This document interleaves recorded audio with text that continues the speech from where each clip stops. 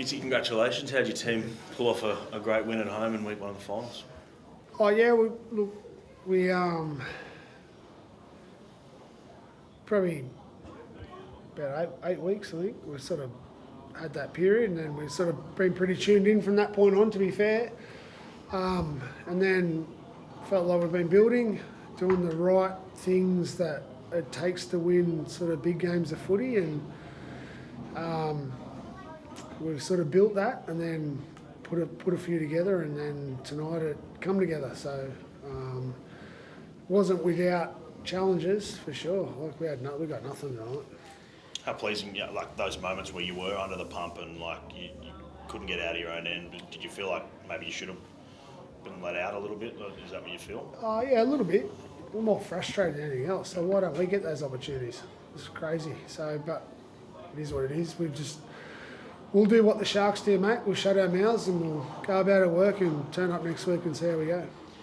How special was it for Toby to get that try at the end? Like, this is a guy who missed the start of the year, had that big defensive play against the Dolphins, I think, here a few months ago. I don't think he'd scored this year, and he's the guy who gets into the second week. He's pretty clear on that he hadn't, and he's let everyone know. But with Toby, I think you have, like, I reckon every team has injuries, periods where you miss players, etc. But some are more valuable than others. And then we've barely had Hazo and Toby together the whole year, and then we've got them back.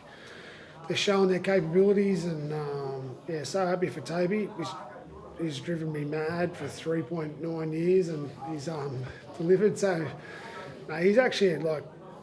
Yeah, as far as players go, he's one of our most selfless players, and the things he does off the ball that you don't notice, he's a fantastic player, and I reckon he's underestimated, and for him to have a moment in the sun, it's great. What about Ronaldo Mulatalo? Talked the talk during the week, Yeah. backed it up, had that early shot on Robert Torre, I think, forced the error, and then 2 crucial tries that really swung the momentum right on half-time. Oh, he felt the pinch of Mark scoring. Don't worry about that. He walked straight enough to him and said, "Craig, I'm sorry. I said something during the week and I shouldn't have done it and I didn't see it." But that's Ronny. That's why we love him so much. He's not scared.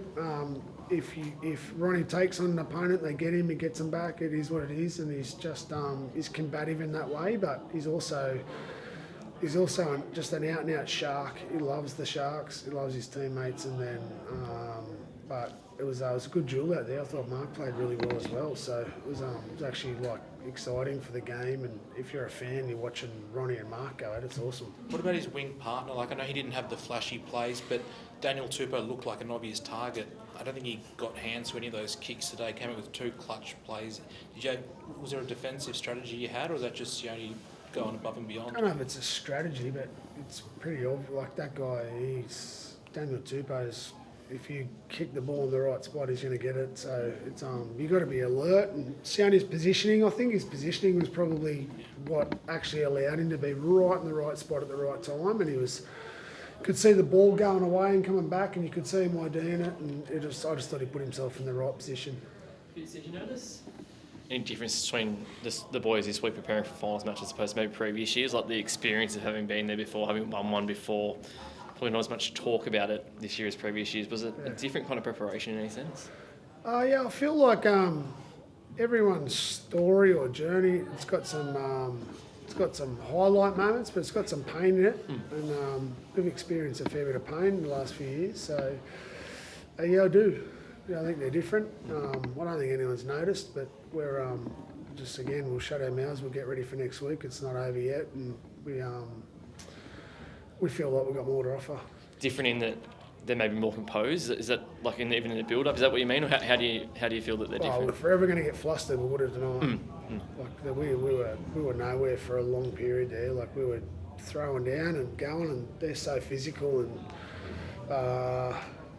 nothing went our way. No field position, no good ball, no anything. We just didn't flinch, so it was impressive for that, and they didn't either. I didn't think they did. I thought they just kept going and going and going, and just become a terrific semi-final style footy. Fitzy, that was obviously a really tough game of footy. How do you get the guys back up and refresh heading into next week? I think it's about we're really clear on what we've had to get better at, and we'll focus on that. We obviously don't know our opponent yet, but yeah, we want to continue getting better at what we think wins big games and what we think we're good at.